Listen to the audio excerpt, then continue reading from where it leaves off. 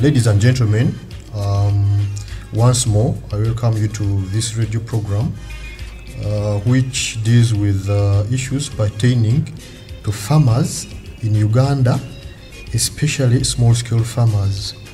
This program is being brought to you by the Rural Empowerment Network, REN, in partnership with the Technical Center for Agricultural and Rural Cooperation, CTA. Today specifically, we are going to look at how we can improve our groundnut yields. Groundnut is the second most widely grown legume in Uganda,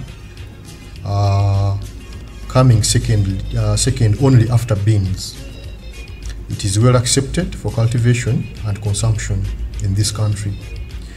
The use of groundnut as a food and cash crop has increased substantially because of an increased awareness of protein shortages in many countries. Groundnut is high in protein and oil content, and with the costs of animal protein rising, this crop is even more important now. Despite the high local demand for groundnuts, farmers' yields continue to dwindle, averaging 560 kilograms per hectare of dry seed. However, yields of over 1,750 kilograms per hectare have been achieved in experimental plots, indicating a good potential to improve farmers' yields. It is therefore possible to increase groundnut production if the farmers could improve or adopt improved production practices. In today's radio program, we are going to point out how farmers can improve their groundnut yields, and specifically we are going to see how to do this. We have three main areas we shall be looking at. The first one will be how we can identify important pests and diseases of groundnuts, and secondly, how we can control and prevent these pests and diseases, and finally, how we can improve our groundnut yields. We shall look at the first one and see how we can identify the important pests and diseases of groundnuts. The main diseases of groundnuts are rosette virus disease, early leaf spot, late leaf spot, and rust. The insect pests, which include aphids, they also cause rosette virus. We also have insects like thrips and termites, which also cause damage to groundnuts. Some of the symptoms of the different groundnut diseases are: first, groundnut rosette. The plants develop chlorotic, which are usually yellow and stunted groundnuts, and others develop green symptoms. They are also stunted. When you see that, is an indication that you are having groundnut rosette disease in your garden. As mentioned earlier, we also have early leaf spot. This may occur as early as 2 weeks after crop emergence.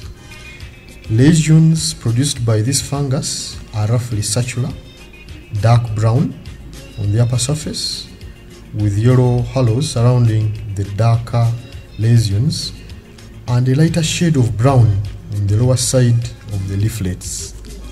Severe attacks, however, can cause heavy defoliation and result in a large yield loss. The other disease we have is the late leaf spot. This one normally occurs later in the season and has nearly circular lesions which are darker than those of early leaf spot. On the lower leaf surface, the lesions are black. Late leaf spot does not normally affect yield reduction as severely as early leaf spot, but of course this doesn't mean that you should relax.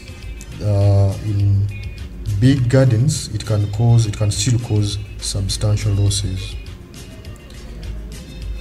We also have rust, as mentioned earlier, and this is normally characterized by orange red spots on the leaves, which later turn dark brown and cause curling of leaflets and defoliation.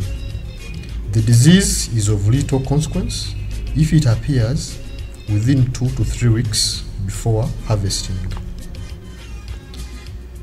As mentioned earlier, we also have aphids, which usually appear in large numbers as a dark coating on the lower surfaces of the plant.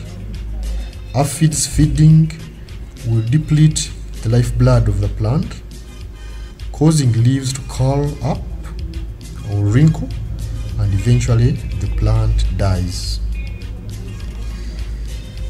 Now, we have to look at ways of controlling and preventing groundnut pests and diseases, because many pests and diseases can reduce groundnut yield and quality. These pests can be held to tolerable levels if the farmers employ a combination of cultural practices, management techniques, and pesticides. This approach is referred to as integrated pest management, and if well employed, integrated pest management is likely to improve farmers' yields of groundnuts. Various control measures have been found to be effective against groundnut pests and diseases, and I'm going to mention them one by one slowly, so that if you have a pen you could try to jot something down which could be useful to you later. With the management of groundnut rosette virus, these are the steps you have to do.